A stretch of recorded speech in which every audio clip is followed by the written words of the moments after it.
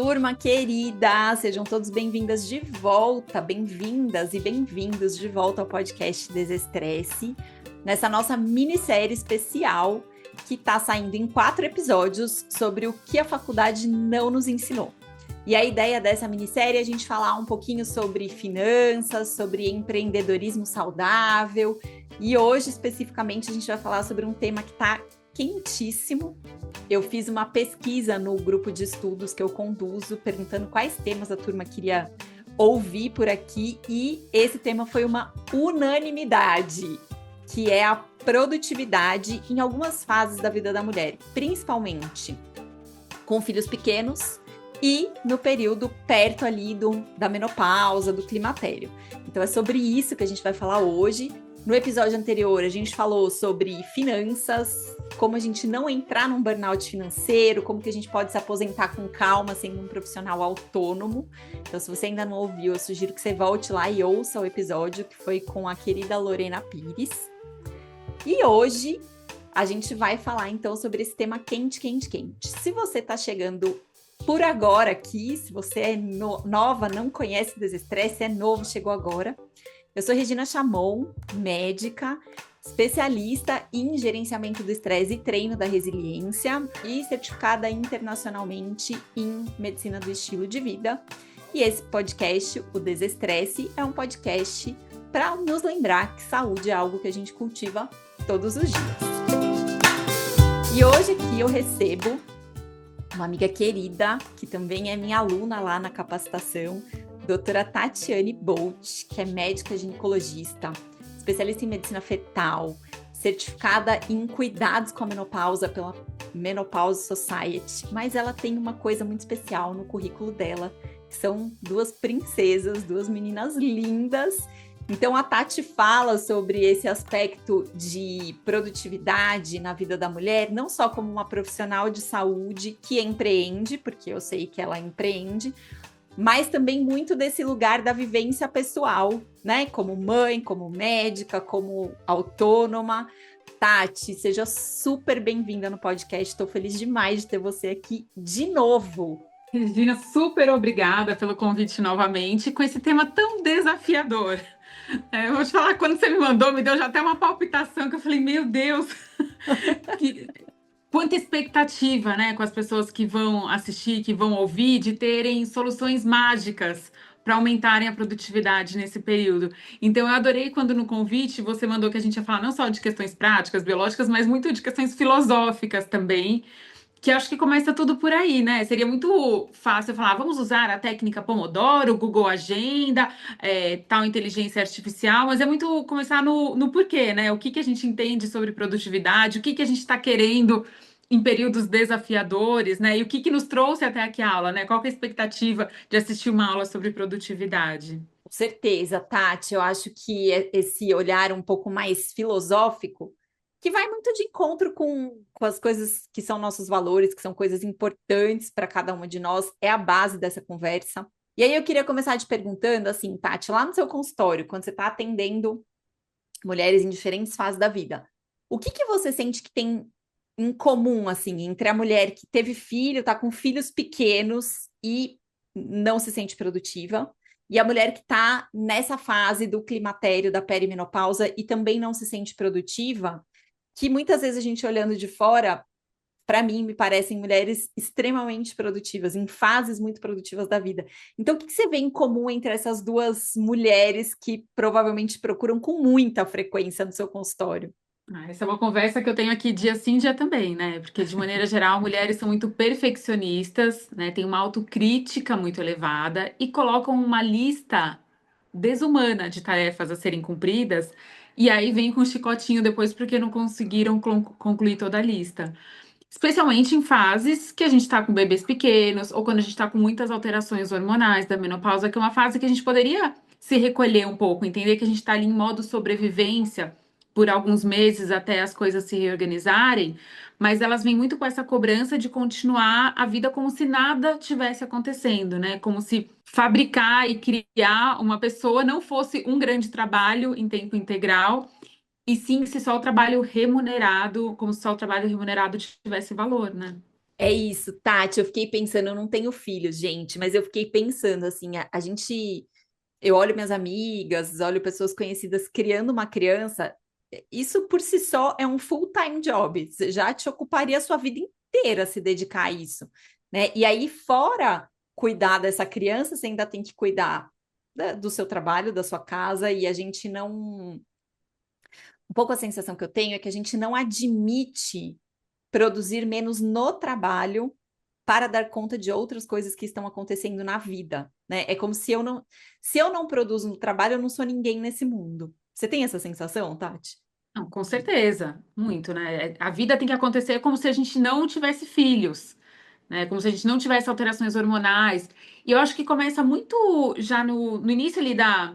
Quando a gente tem a nossa primeira menstruação, né, Rê? Que a gente começa a viver a vida em ciclos.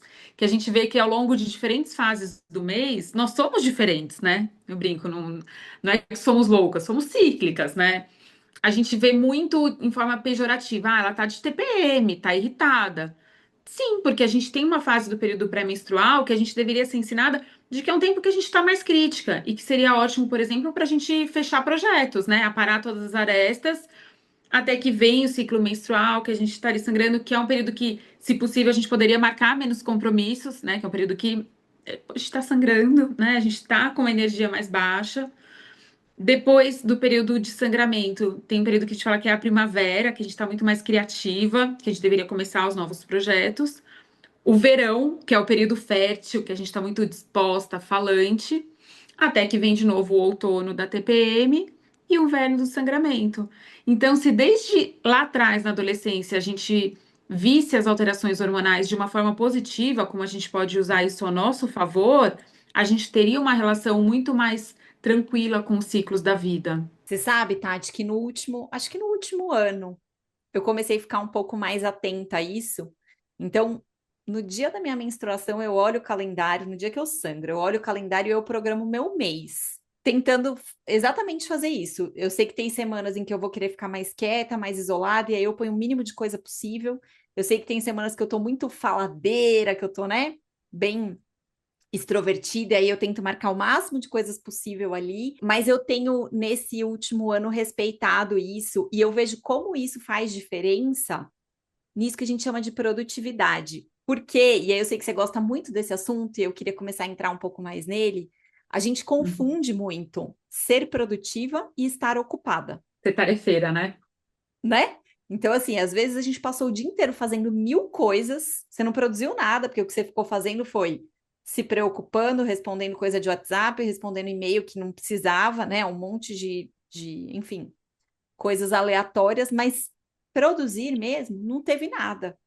E tem dias em que a gente produz uma única coisa e aquela coisa foi excelente. E aí, por que não deixar o resto do nosso dia tranquilo, né? O resto do nosso dia para a gente interagir com as pessoas que a gente ama, para a gente descansar, para, enfim, não estar com a cabeça ocupada em produzir nada. Então, eu acho que a gente também entender o que para cada um de nós é produtividade é importante, mas uma coisa que eu sinto que pega muito para as mulheres é uma sensação de culpa se a gente não está fazendo alguma coisa. Eu queria saber como que você entende isso por aí. Eu adorei a pergunta que você fez na última aula do curso de capacitação, né? O que é sucesso para você? E que eu pensei, poxa, eu tô aqui numa sexta tarde que eu consegui escolher estar assistindo uma aula tão bacana, né? Claro, dentro de todos os privilégios, das dores e delícias de ser autônoma e poder fazer a minha própria agenda, ter essa definição do que é produtividade e o que é sucesso faz muita diferença. E não foi de saída que eu entendi que produtividade não é só dar um check em todas as tarefas da lista de pendências, né? Porque muitas vezes a gente vive com essa expectativa de que, quando eu zerar as minhas pendências, eu vou poder descansar. Quando o armário estiver organizado por cor, a casa toda limpa e arrumada, né? Aí eu vou começar a vida. E não, entender que o descanso é importante para daí todo o resto fluir melhor. Eu lembro que eu ficava bem com raiva quando eu vi o meu marido lá deitado vendo o futebol dele. Eu falava, pô, um monte de coisa para fazer, você para para ficar só vendo futebol.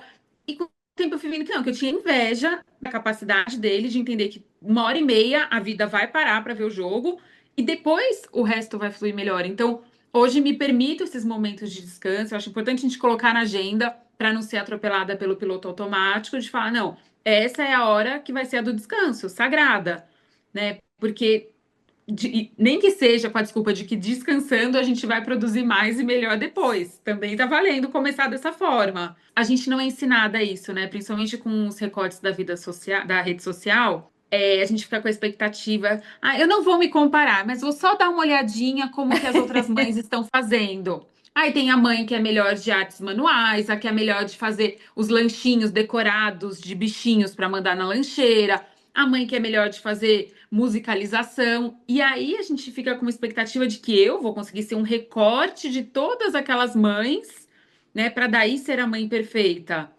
Apesar de racionalmente a gente saber que isso não é verdade, a comparação acaba pegando muitas vezes. Eu acho que essa coisa da gente se comparar, né, e se medir pela régua do outro, é uma coisa que a rede social traz muito, que gera muito estresse. Eu sinto que isso gera muito estresse para todo mundo, mas para as mulheres em especial, porque eu acho que tem um elemento extra. Até alguém lá no grupo de estudos comentou, né, quando eu abri para essa conversa. E ainda por cima, a gente tem que estar bonita, tem que estar com o look em dia, tem que estar com o cabelo feito, a unha feita, né? Então ainda tem uma camada adicional ali de comparações que acabam sendo feitas e que nos afetam de alguma forma.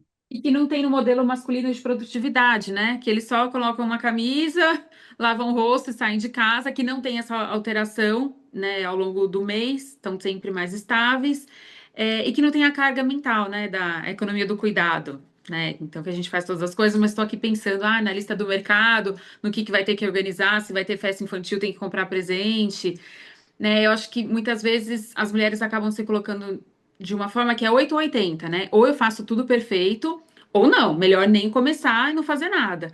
Né? Atendi hoje uma paciente que ela falou assim: não, Tati, quando a gente se falar de novo em novembro, você vai ver que eu vou estar fazendo atividade física 5 vezes por semana. E eu falei assim, calma, acho que eu não quero isso, porque senão fica nesse lugar de que só vou começar quando eu conseguir ter uma constância maravilhosa na atividade física. Não é melhor entender que vai ter semana que você vai fazer 2 vezes, 3 vezes, aí uma faz 5, a outra ficou gripada, não consegue fazer. Entender que a gente tem essa oscilação natural da Uhum. vida e não se permitir começar só quando a gente estiver perfeita, né? Esse perfeccionismo trava a gente demais, né? Eu acho que tem uma questão filosófica, claro, né, da gente olhar para esse porquê. Por que será que eu não me permito descansar? Por que será que eu me cobro tanto de estar com todas essas esferas perfeitas? Eu acho que tem isso.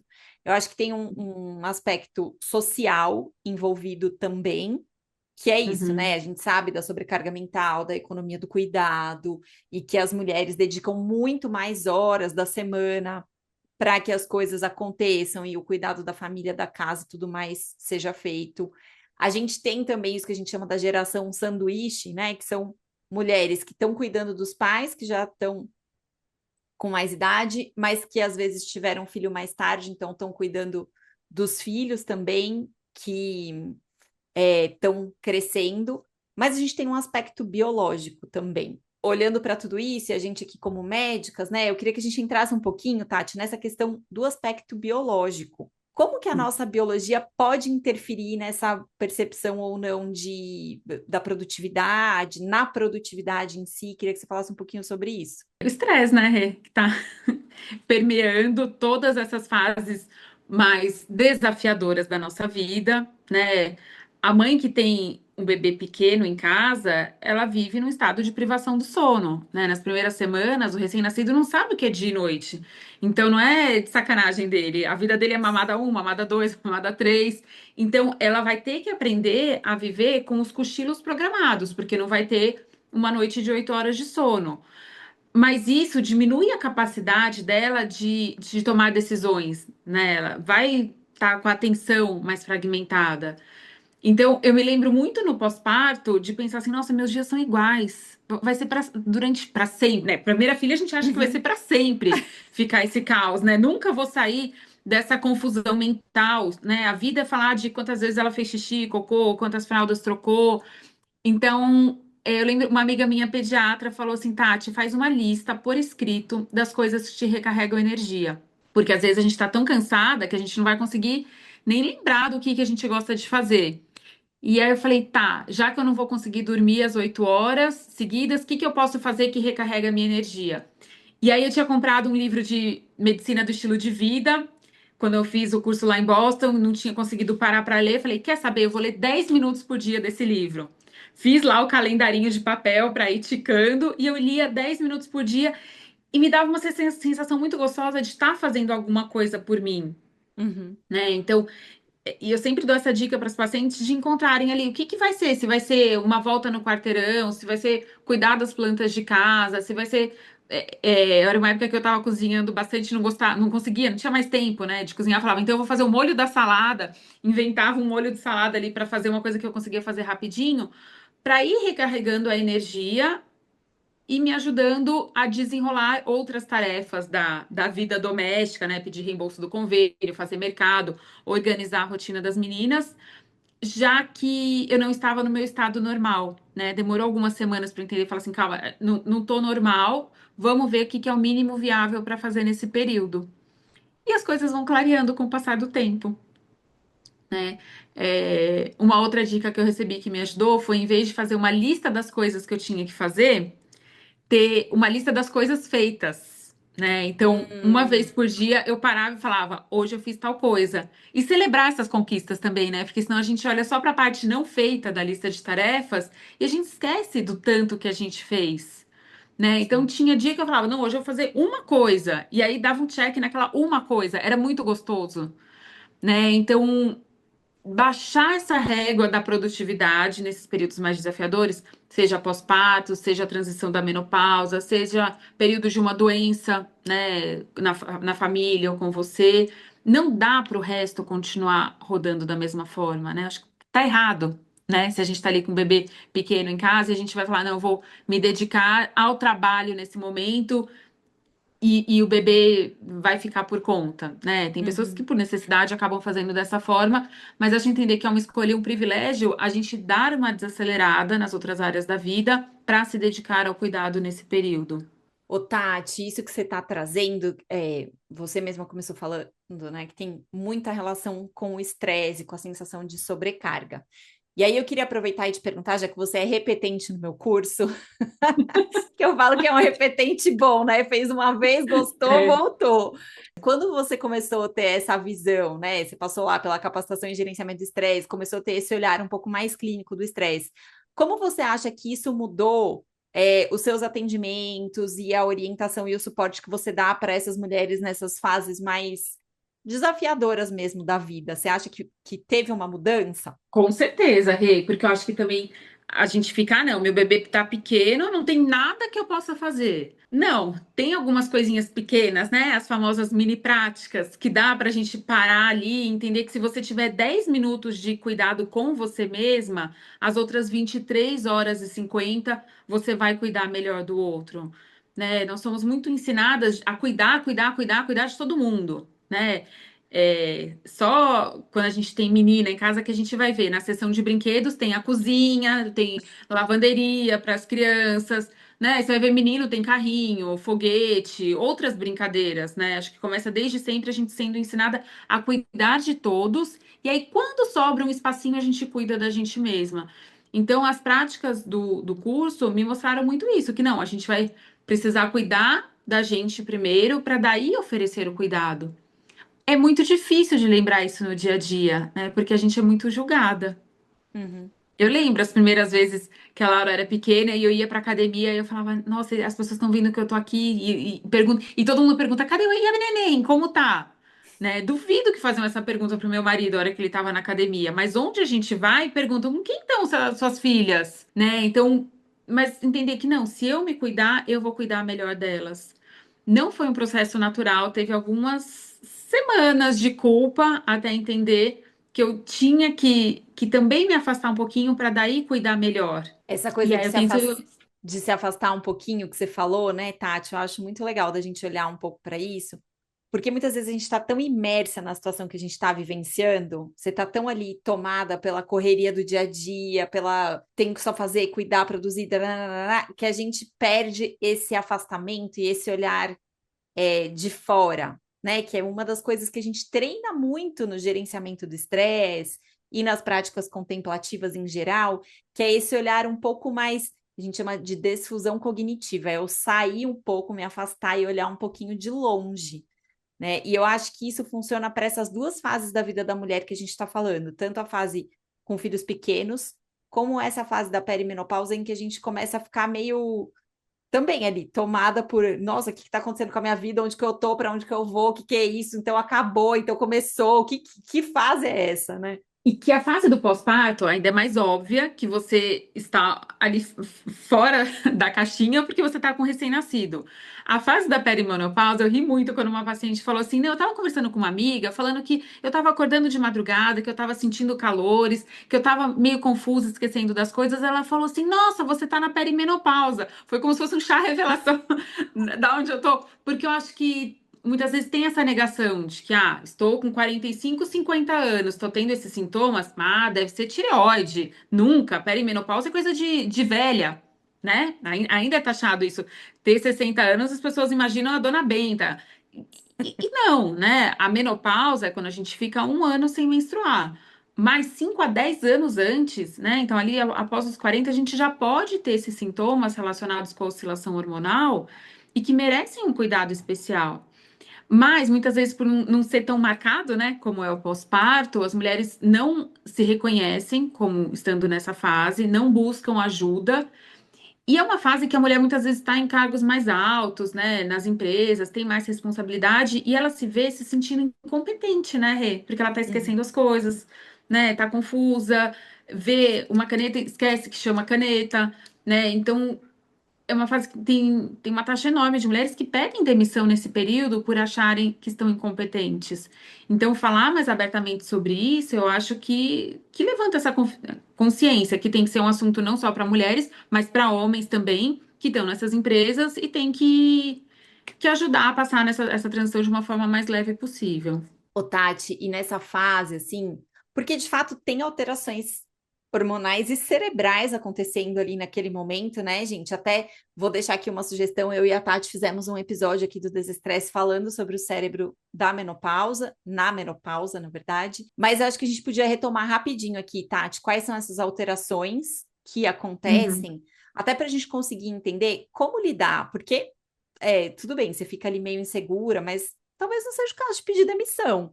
Mas alguns ajustes podem ser feitos para que a gente consiga se manter empreendendo, produzindo, enfim, cada um aí dentro da sua área de atuação, mas para que a gente faça isso talvez com menos sofrimento, sem deixar de ser produtiva. Então, queria passar rapidinho assim por essas alterações fisiológicas que acontecem para a gente pensar em possíveis soluções. E a gente tem receptor de estrogênio do fio do cabelo ao dedão do pé, né? Então, o corpo inteiro, né, pode sofrer alterações nessa fase, né? A gente tem mais de 100 sintomas relacionados com a menopausa.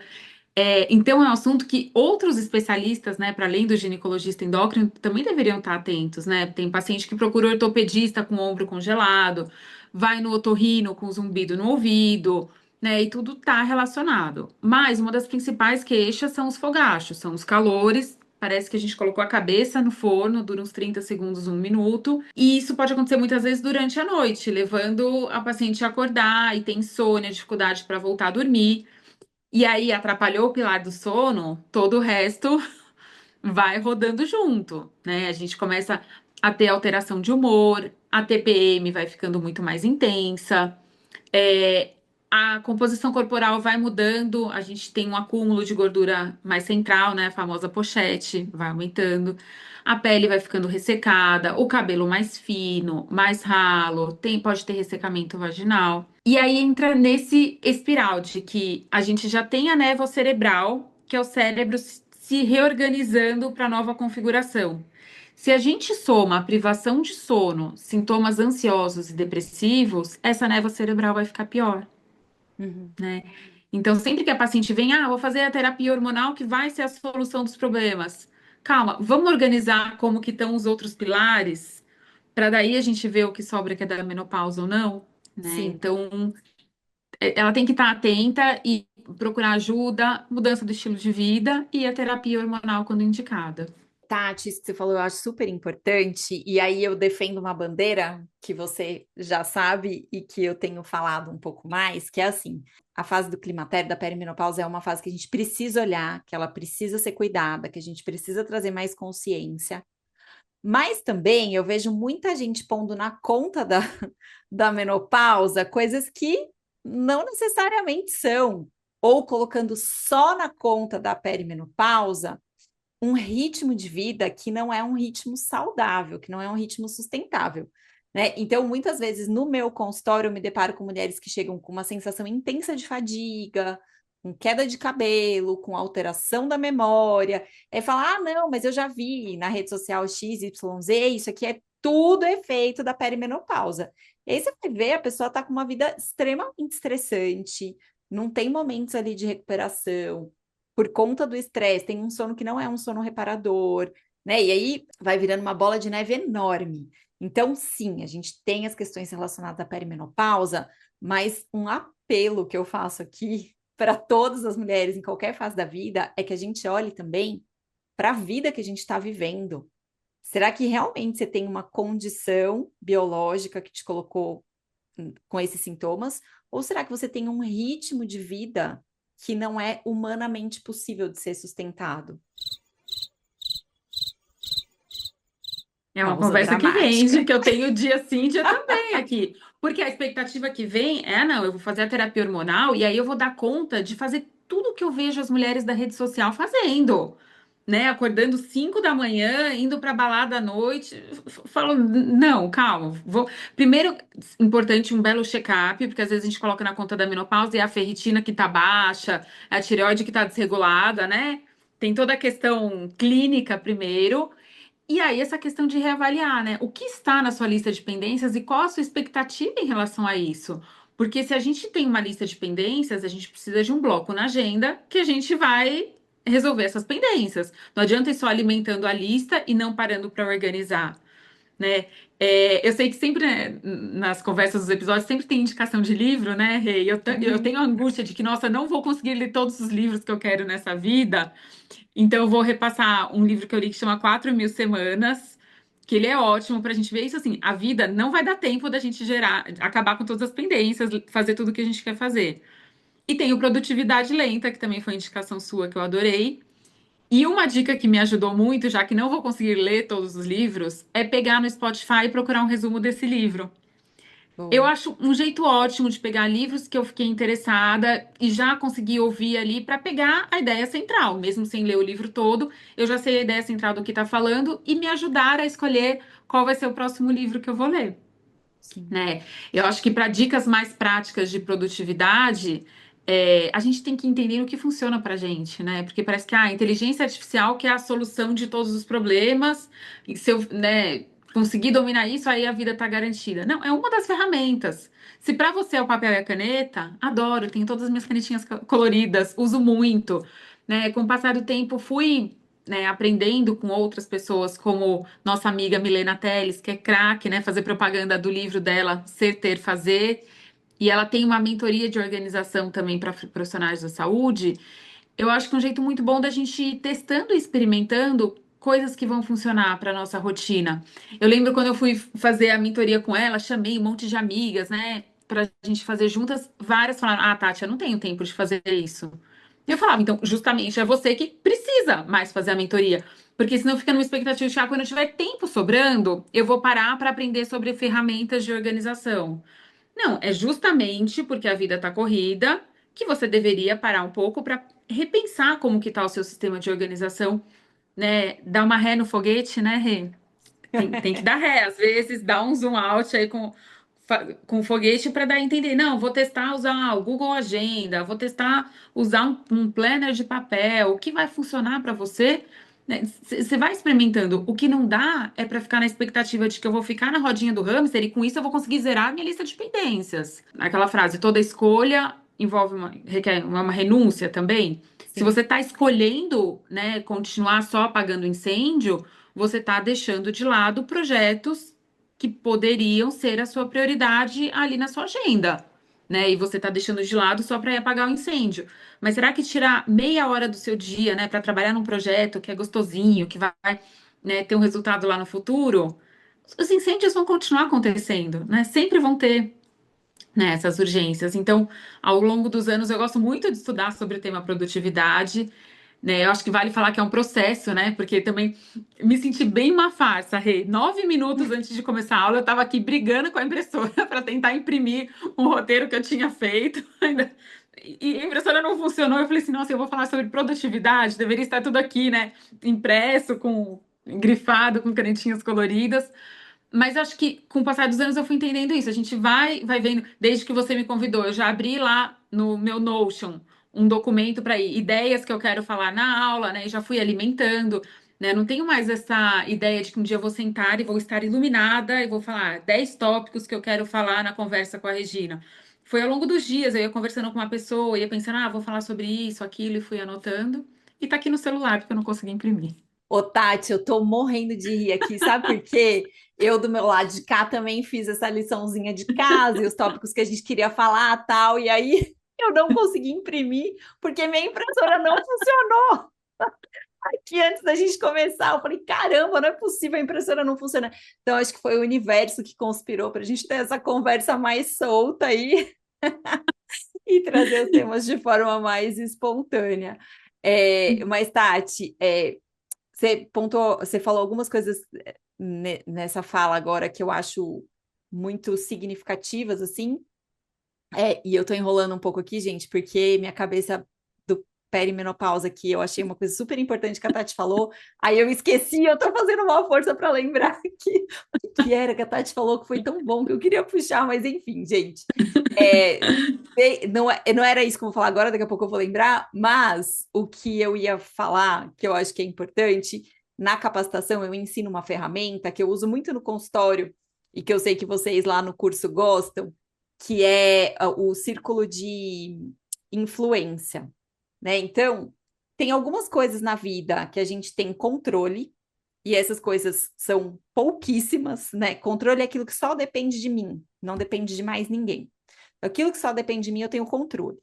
Aí a gente tem o círculo de influência, são coisas que dependem de mim, mas também dependem de coisas externas, de outra pessoa, de, né? Enfim, um evento que está fora do meu controle.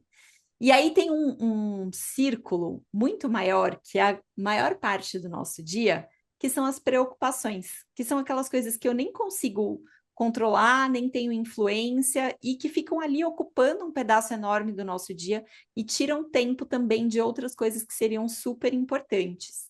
Né? Eu até no meu livro no Desestresse tem lá esse exercício que eu super recomendo que sejam feitos, mas eu acho que principalmente nesses momentos em que a gente está se sentindo atropelada, em que eu estou sentindo que tem muita coisa que eu não estou conseguindo dar conta, e que vem essa sensação de culpa, de inadequação, porque eu não estou conseguindo fazer, esses são bons momentos para parar e refletir. O que está no meu controle? E aí eu vou focar nisso, eu vou lá e vou fazer e vou executar, seja com uma listinha de tarefas, seja se organizando do jeito que for. O que eu tenho influência, e aí do que eu tenho influência, eu vou fazer minha parte. E a outra parte eu vou confiar e dar o tempo, né, ter paciência para que a coisa aconteça. E o que for preocupação, eu percebo que é preocupação e eu não fico tentando mudar aquilo que eu não posso mudar, né? Então, essa, acho que nesses momentos críticos da vida, é uma atividade que ajuda a gente a dar esse olhar externo, a fazer um zoom out, ver onde que a gente pode interferir, onde que a gente não consegue, muitas vezes, ter nenhuma ação. Mas a gente tenta ter ação sobre aquilo que a gente não consegue mudar, sobre o pensamento do outro, né?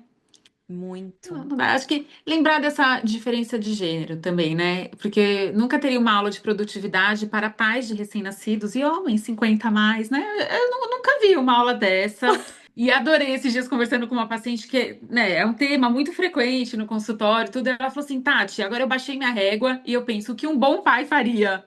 Dei tanta risada, porque é muito diferente, né? O jeito que pais e mães lidam com as questões de tudo, né? Um dia que eu deixei minha filha na escola sem a lancheira, fiquei me culpando o dia inteiro. Meu marido falaria, vai lá, faz um Pix para a cantina, vão dar comida para a criança, tá tudo certo, né? Então fiz o Pix para a cantina, mas mesmo assim fiquei com um chicotinho porque esqueci da lancheira, né? Então acho que pensar nessa diferença de expectativas, né, diferença de gênero também, para ajudar a respirar e falar, não, tá tudo certo, vai ficar tudo bem, vamos baixar a régua e ir seguindo a vida. E a voz com a qual a gente se trata quando essas coisas acontecem. Em geral, a gente se trata com uma crítica, uma autocrítica muito intensa. Será que tem um jeito mais gentil da gente se cuidar nesse momento, conversar, né? Nesse momento com a gente mesmo? E aí, queria aproveitar e puxar aqui, gente, para quem está ouvindo a gente no podcast e perdeu essa informação no começo, essa conversa a gente está tendo dentro de um encontro do grupo de estudos em estresse e práticas contemplativas, e nós estamos com plateia, nós estamos com público aqui junto com a gente, então a turma do grupo de estudos está ouvindo. E aí a Gabriela Andrews, que é ginecologista também, uma aluna muito querida da capacitação, já teve aqui um episódio super legal do Desestresse. Ela colocou aqui que o que as mulheres falam é que sempre conseguiram dar conta de tudo e de uma hora para outra pararam de dar conta. Então, acho que principalmente nessa fase do climatério, né? Essa coisa, não, mas eu sempre fiz isso, mas eu sou capaz. E aí, de repente, você se vê numa condição nova. Acho que isso gera muita angústia. E aí, como é que a gente pode lidar com esse momento, assim, da vida, Tati? O que você colocaria aí? A gente se compara com a gente de 20 anos atrás, né, Rê? Não tem jeito. E eu acho que quando eu falo gestão de tempo, eu gosto de pensar em gestão de energia também, né? O tempo, temos 24 horas, é só dividir, dá 8 horas para o trabalho, 8 horas para dormir. Não é bem assim, né? A energia é um recurso finito.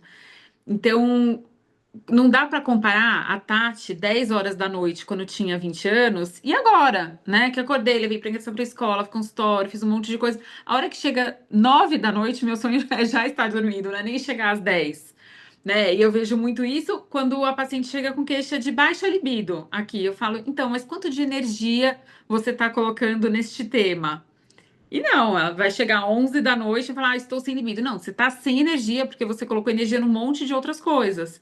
Imagina pegar toda a energia que você coloca no seu trabalho e colocar no sexo. Uau! Né? Então a gente tem que lembrar de falar assim, não, se isso é a tarefa mais importante do dia, qual o horário que eu tô com mais energia e como eu posso me programar para isso?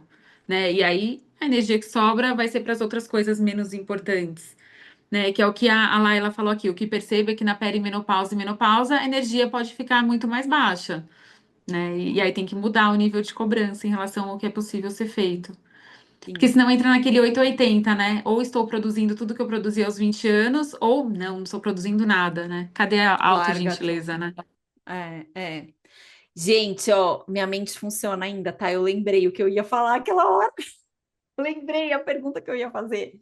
Ai, meu Deus. É bom que a gente sente isso na pele e fica mais fácil de cuidar, né? De quem tá com essas queixas junto com a gente. Não, mas sabe uma coisa que me incomoda muito, Tati? Eu gosto muito de usar inteligência artificial. Eu sou uma usuária frequente.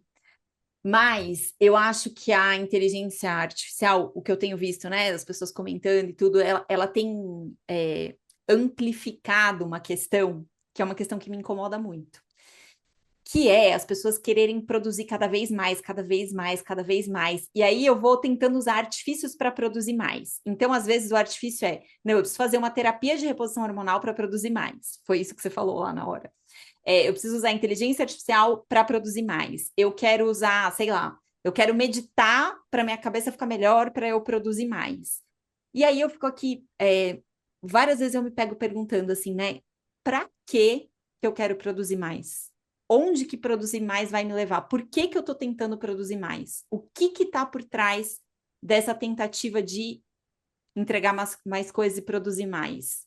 E aí eu acho que a gente volta num aspecto um pouco filosófico da coisa, né? Para que que eu estou fazendo isso? De inteligência artificial, tem um dilema que eu tenho aqui no consultório que muita gente hoje está usando transcrição, né, da consulta por inteligência artificial, porque sim, economiza um baita tempo. A hora que a paciente sai, eu gasto ali uns 15 minutos para escrever direitinho tudo que foi falado. Mas, Rê, como ginecologista, não me sinto à vontade de virar e falar, Regina, posso gravar aqui a nossa conversa? Né? A gente fala de temas muito íntimos que não Íntimos. podem ir para a nuvem de forma alguma, né? Então, eu me peguei muito nesse dilema. Se eu usasse a inteligência artificial para transcrição, eu conseguiria atender uma paciente a mais naquele período, mas será que o que eu quero é mais tempo livre para atender mais uma paciente ou para ir para casa mais cedo e descansar e fazer outras coisas? Né? Então, quando a gente fala de inteligência artificial, eu acho que deveria ser uma coisa para deixar mais tempo livre e não para aumentar o trabalho que a gente tem, né? E, Sim. infelizmente, tá indo para essa segunda parte, para a gente só trabalhar mais, né? É, o que eu fico pensando aqui, que sempre me incomoda, é assim, tá, sei lá, eu no meu caso, eu produzo muito conteúdo, né? Tem os episódios do podcast, tem, enfim, eu gosto de escrever, tem rede social e tal. E aí eu vejo as pessoas nessa pira, né? Ah, eu vou produzir mais conteúdo, aí eu vou colocar lá no, sei lá, em qual a inteligência artificial e produzir mais, produzir mais, produzir mais. Mas assim, quem tá lendo isso que você tá produzindo? Quem tá consumindo esse conteúdo a mais? E o quanto esse conteúdo é significativo para as pessoas, né? Então eu produzo mais coisas que são significativas para quem convive comigo, ou eu produzo mais coisas aleatórias que não está acrescentando em nada, a não ser mais ruído no mundo, né? E aí eu acho que essa fase, principalmente puxando aqui, né, para a fase do climatério, da perimenopausa, a turma aqui no chat está trazendo, né, a Milena Teres, a Gabi Andrews, trazendo essa questão de que, de certa forma, quando a gente está passando pela fase da menopausa, ela é um luto, né? Aquela Regina que existia não existe mais, e agora tem uma nova conformação que está ali chegando e que no começo eu não entendo, eu não quero, eu renego, mas até que em um momento eu falo, nossa, pode ter uma coisa muito legal aqui. Essa nova Regina, ela pode ser bem diferente. Eu posso explorar coisas novas que até então eu não tinha tempo para fazer. Então aqui eu acho que é um momento muito da gente se voltar de novo para os nossos valores. O que é importante para mim? O que eu quero trazer para o mundo? O que eu quero deixar de coisas que sejam significativas aqui para o mundo? Né? E aí, olha, eu vou falar uma coisa, gente, parece que não tem nada a ver, mas enfim, eu ouvi um podcast certa vez, que eu não vou me lembrar o nome, que falava que as baleias também têm menopausa. E aquilo me deu um choque, assim, sabe? Óbvio, baleia é um mamífero, vai ter menopausa, né? Mas eu fiquei assim, eu falei, baleia tem menopausa? Peraí, deixa eu entender. E aí, quando você vai ouvir, acho que eu até te mandei, né, Tati, esse episódio? Eu não É. sei, eu mandei. Eu Uhum. fiquei tão impactada com aquilo ali, porque eles falavam que quando a baleia entra na fase da menopausa, ela ganha uma importância dentro daquele bando, assim, ela vira, tipo, uau, é a rainha do bando. Porque aí é o ser dentro daquele bando que tem mais experiência, que vai cuidar das baleinhas pequenas, né? Ajudar a mãe a cuidar das baleias pequenas. E muitas vezes a gente vê esse momento, essa fase da nossa vida, a gente mesmo que está passando por ela com muito preconceito, né, Tati? Então, poxa, tem Muito. tanta coisa legal, tem tanta coisa surgindo ali. O que que eu quero produzir nessa fase? Acho que para mim a produtividade nesse momento da vida é muito nesse lugar, assim, o que que eu quero produzir nesse momento da minha vida? E é muito cultural isso, né? Os estudos mostram que no Japão as mulheres têm menos sintomas, que duram menos tempo e são mais leves. Porque lá, a mulher, quando entra na menopausa, adquire um status de a mais sábia ali do clã, da comunidade. É como se fosse um upgrade.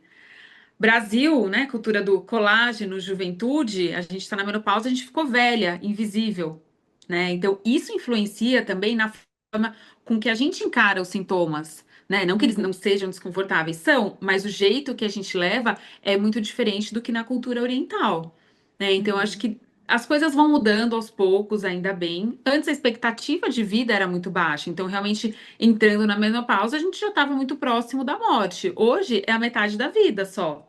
Né? Então, espero que essa cultura vá mudando aqui na cultura ocidental também, para ser vista como uma fase que a gente se torna muito mais sábia. E eu acho que essa mudança da cultura, ela tem que começar dentro de cada uma de nós que está aqui ou já vivenciando essa fase, ou ainda mais cedo, mas está convivendo com mulheres que estão nessa fase, né? Então, eu tenho pensado muito nisso aqui nos últimos tempos, assim, o que eu quero deixar? Vai um pouco ali no lugar do legado. O que que eu quero deixar para esse mundo? O que que eu quero deixar, sei lá, o que que eu quero que as minhas filhas, quando elas cresçam, elas pensem que é ser mulher? essa fase é uma fase que a gente pode trazer isso muito à tona. O que, que eu, como profissional, quero deixar de legado, quero que os meus pacientes olhem e se inspirem nisso, como eu quero mobilizar outros profissionais de saúde para terem um olhar mais gentil, com cuidado, com esse, com como a gente lida com o nosso dia a dia mesmo. Então, estou sendo É que tem uma impactada, como desigualdade dizem os de jovens, gênero, tem muito. uma desigualdade de gênero na ciência também, né? Quando eu me formei, em 2006, foi bem quando eu tinha saído do estudo WHI, que, não vamos prescrever terapia hormonal para ninguém. E ficou assim por um tempo, até que é muito recente na história, esses novos estudos que mostram que a terapia hormonal pode sim ter muito mais benefício do que risco, né? Mas a cultura do medo ainda existe. Tem muito profissional que não se atualizou e continua não prescrevendo, né? Atende uma mulher que tá ali cheia de sintomas e fala: não, é assim mesmo, tem que aguentar, né? Igual a gente ouviu que tem que aguentar a cólica menstrual forte. É isso mesmo, aguenta. Enquanto as mulheres estavam aí na economia do cuidado, né? Criando filhos, cuidando de casa e os homens fazendo ciência, tem medicamentos para questões masculinas que já estão bem estabelecidos, né? E para as questões femininas ainda é muito recente. Até a década de 90, as mulheres em idade reprodutiva não podiam participar de estudos, né? Se elas tinham chance de engravidar durante um estudo. Então, as drogas não eram testadas em mulheres, né? Então, isso tem mudado há pouco tempo. Sou otimista em relação ao futuro. Eu sou também, Tati. Eu sempre me sinto otimista, assim.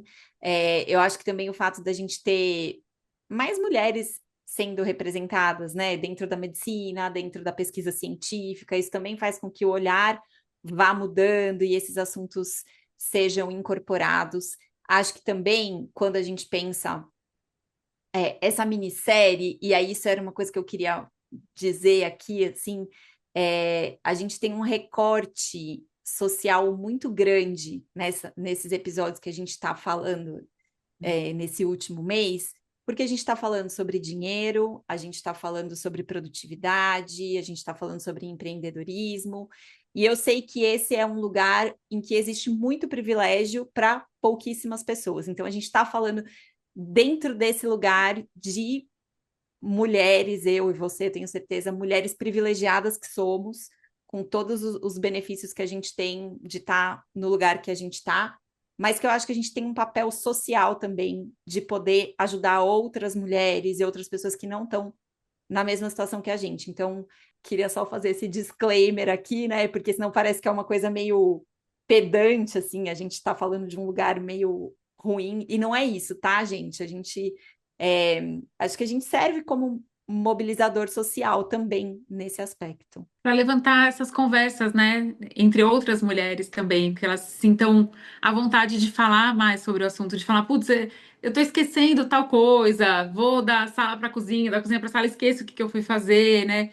De não ficar com vergonha de estar se sentindo assim, mas quando a gente compartilha, que vê que essa experiência acontece com outras mulheres também, não resolve o nosso problema, mas dá um quentinho no coração, né? De conversar com Dá. mulheres de diferentes idades, porque quando a gente fala assim, vamos falar sobre menopausa, eu fui participar de uma roda de conversa esses dias, aí a pessoa que estava organizando, ela falou assim, chamo mulheres a partir dos 40 anos, eu falei, não, a menopausa deveria ser um tema falado desde sempre, desde quando eu atendo adolescente aqui no consultório, 15 anos, eu puxo a conversa, como que tá, vamos ver como que tá a sua dieta, o seu cálcio, porque o seu pico de massa óssea é aos 30 anos, então é uma conversa para a gente ter lá atrás, né? Então, a gente conversar com mulheres de diferentes idades de uma forma mais aberta, eu acho que abre caminho para todo mundo, né? Ai, Tati, que delícia! Olha, eu queria, antes da gente ir para os nossos finalmente aqui, eu queria convidar quem está assistindo a gente ou quem está ouvindo a gente, que é profissional de saúde e é interessado principalmente no tema aí do estresse, para a próxima turma da capacitação em gerenciamento de estresse na prática clínica. Esse é um curso que eu ofereço que tem 4 meses de duração e a ideia é você sair com um repertório de práticas para cuidar do estresse dos seus pacientes, seja na fase pequeno com filhos, mulher com filhos pequenos, seja na fase da perimenopausa, a gente tem muitos recursos ali para cuidar dessa condição que permeia todas as fases da nossa vida. Então, quem tiver interesse, na descrição do episódio tem o link para a lista de espera e eu entro em contato com vocês conforme eu vou vendo os nominhos chegando por lá. Então, eu queria fazer esse convite. Para quem está nos ouvindo nas plataformas de áudio ou assistindo a gente no YouTube também e é profissional de saúde, Tem o grupo de estudos, em que a gente tem encontro uma vez por mês para discutir artigos científicos. Então, tem link aí também para quem quiser chegar aqui. E aí, Tati, eu queria passar de volta a bola para você. Queria pedir para você deixar suas considerações finais e como que a turma te acha, quem quiser seguir nesse papo aí com você, onde que você tá, conta pra gente. Gosto bem de uma conversa offline, né? Estou à disposição para combinar cafés e encontros, mas estamos também no mundo online, onde eu uso mais o Instagram, DRA, Tatiane Bolt, e tento alimentar a newsletter eventualmente. Eu quero falar mais sobre isso mesmo. Acho que é um assunto que a gente tem que puxar para todas as mulheres se sentirem abraçadas, para entender que às vezes é da menopausa, às vezes é sobrecarga, né? Que a gente tem que parar com isso. A gente tem sempre tentar colocar mais coisa na lista, né? Olhar a lista e falar o que que não é meu, o que que eu posso tirar daqui, o que que eu posso delegar. Parar com essa mania de achar que só a gente que vai fazer de um jeito ótimo, maravilhoso.